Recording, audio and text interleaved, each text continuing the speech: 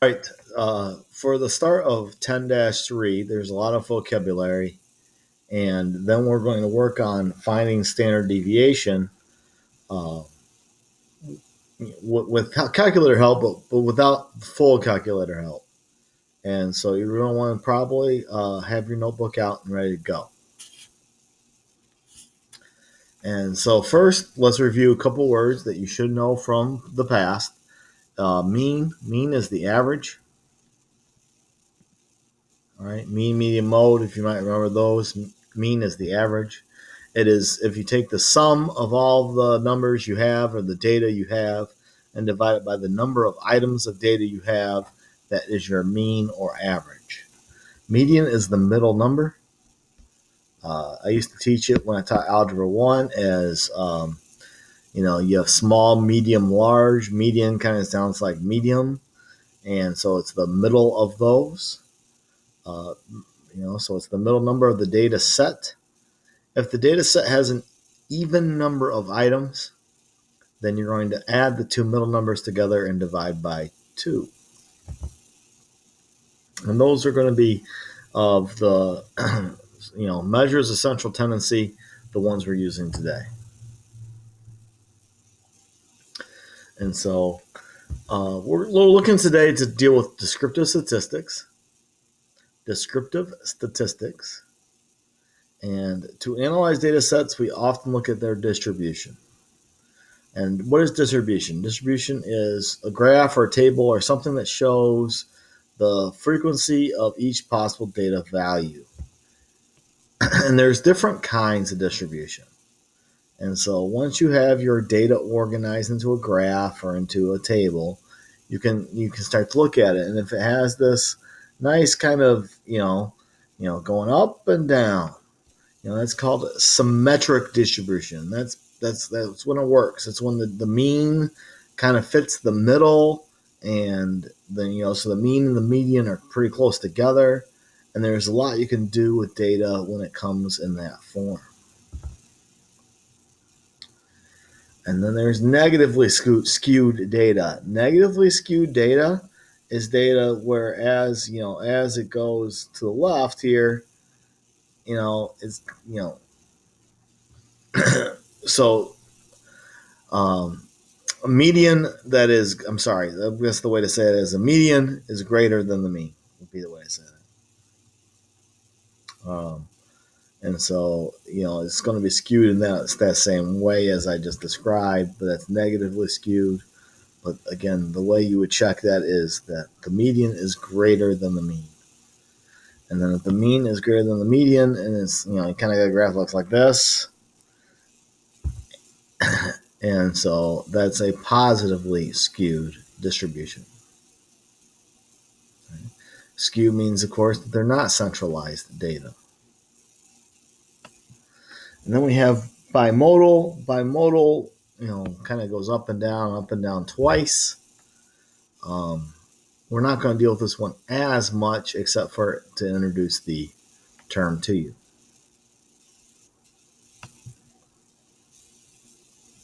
And so when a distribution is symmetric, and this is going to be important, you need to know that when the distribution is symmetric, the mean accurately reflects the center of the data. Right? So that's why we can use so much with that. When it's skewed, the mean is not as reliable. Outliers is a term you need to know if you already do not. Outliers are numbers or data values that are extremely high or extremely low compared to the rest. There's ways to find outliers. There's simplistic ways and there's more advanced ways to find outliers. But I'm just going to ask for right now that you know that outlier means it's a number that really, or data set value that really does not fit the rest of the data set. And because of an outlier or some other kind of reason, the data is skewed, and the majority of the data is not represented accurately by the mean.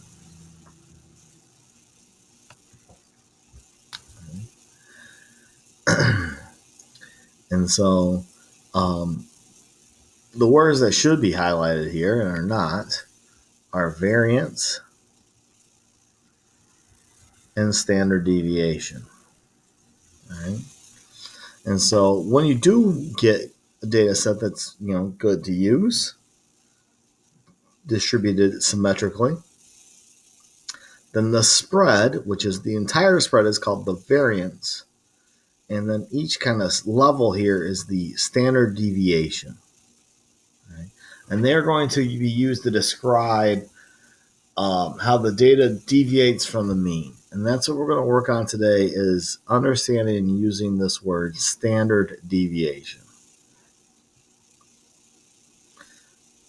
So if you're one standard deviation from the mean, you're in the first, it's not really a fair way to point out in this graph, but you're, in the first quadrant away on either side, put you within one standard deviation, within two standard deviations. Once you get beyond two, now we're starting to talk, a little bit more about outliers.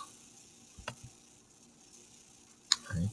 And so to find standard deviation, we're going to go through steps. Our next example will walk you through each and every one of these steps. This formula down here is fantastic and phenomenal and not something we're going to use in Algebra 2 class. All right, it's above our pay grade. All right. And so that's kind of a looking ahead if you're going on in math. But we're going to do this. They use a couple different symbols for mean. The first one we're going to learn is this little symbol right here for mean. And then we're going to find the square of the differences between each data value and the mean. So whatever the data point is, we're going to subtract the mean from it, and then we're going to square that result. And then we're going to find the sum of, all those values that we get, we're going to find the sum of, and then we're going to find the variance by dividing that sum of the squares of differences by the number of total data points we had, and that gets us the variance. And then we're going to take the square root of the variance. And again, you can pause here and write these down, but we're going to go through these step by step in our example. But this is what we're going to ask you to do today. We're going to ask you to do very limited, and I'm just now realizing that this should stay step 5. So sorry, the book made it stay step 4 and step 4. But this is what we're going to be doing today is finding standard deviation and kind of trying to use it to explain what's happening. Right? Either standard deviation will tell you the data is really accurate, really on point, or the data might be skewed.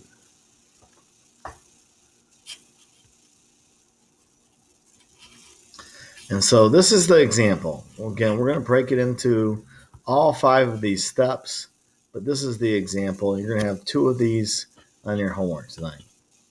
And so you have data here. This is the data. 400-meter race times. This are all the points. These are all the data.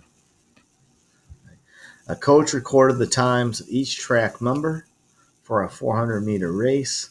Find and interpret the standard deviation of the data. And that's what we're doing today. Finding the standard deviation and then trying to interpret it. And so step 1. Step 1 is to find the mean. So all of those data points, and again, I don't have the list moving forward, but we're going to add all of those up and then divide by, there's 8 points here.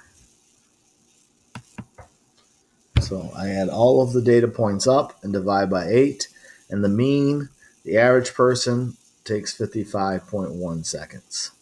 That's moving, by the way. That's a good time.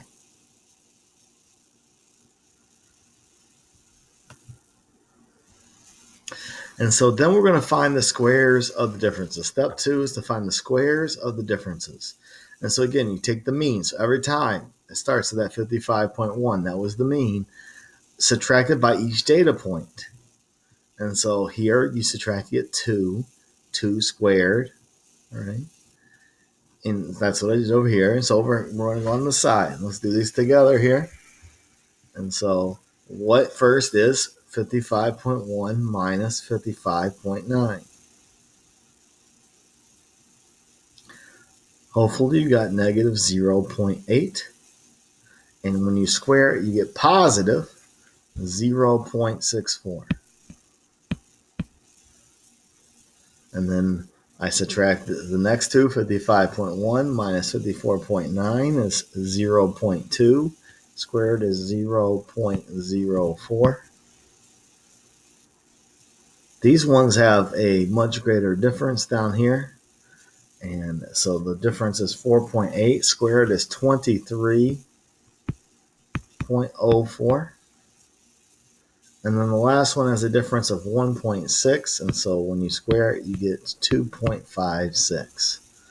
And so that's what you're going to have to do on the homework is, take whatever you get for the mean and subtract it from each data point and make a table of your squares of the differences. Once you have that table, and the table is still here so you can see it, you add up all the values you got, add them all up.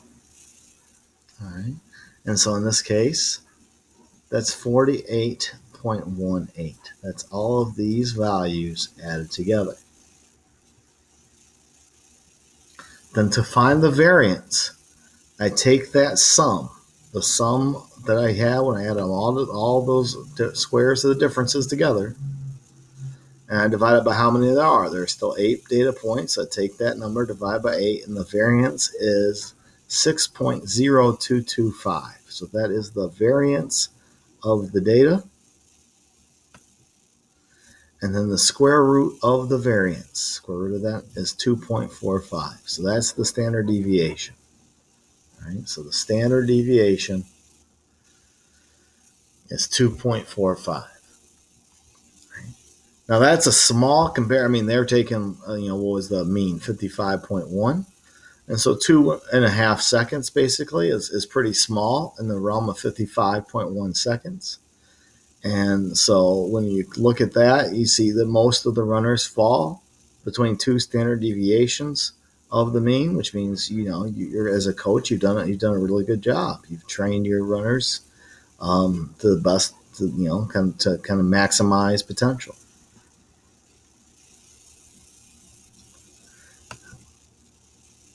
And so doing those steps is what you're going to do from page 531. If you're watching this on Edpuzzle, remember you can click and watch it on YouTube, and that'll probably help you fast forward and rewind a little bit faster. But I wish you all the best of luck.